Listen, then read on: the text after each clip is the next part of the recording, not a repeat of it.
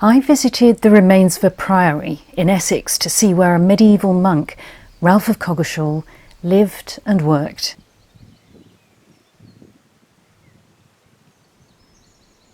Ralph left a written record of a very strange event, and perhaps we wouldn't give it much thought. But another chronicler, William of Newburgh, from way north of Essex in Yorkshire, left pretty much the same story. The 12th century villagers of Woolpit in Suffolk found a boy and a girl. They were lost, they were hungry, they were wearing strange clothes, and they didn't speak English. And they were green. Had the 12th century villagers of Woolpit had a visit from the fairies?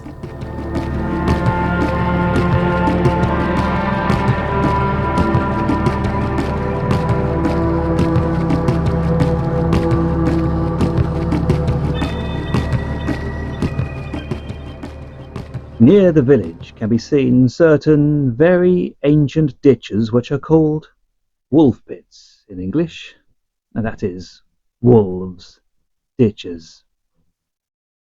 The village is named after the pits, and the archaeology supports William's claims that they're ancient.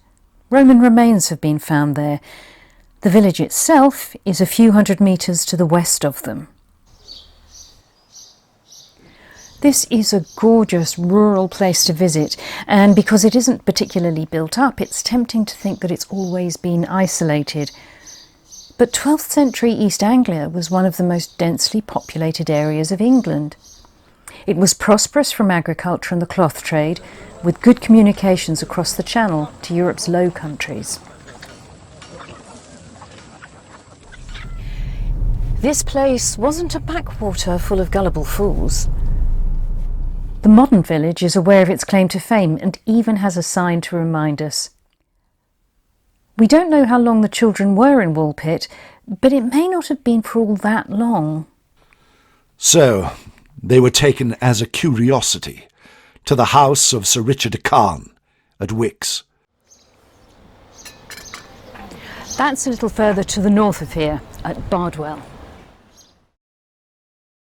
There are a couple of candidates for Richard de Carne's manor house at Wicks in the parish of Bardwell. Writer John Clarke suggests two possible sites. One of them is in the northern part of the parish, and there's a private house there now. Or there's another site which was moated but tragically bulldozed and levelled in 1959. If you want to go to the oldest part of a village, you can usually do a lot worse than go to the church.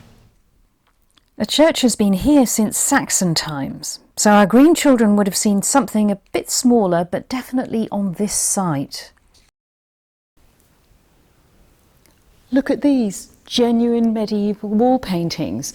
They were exposed in the 19th century, and then a lot of them were kind of cack-handedly covered back up again.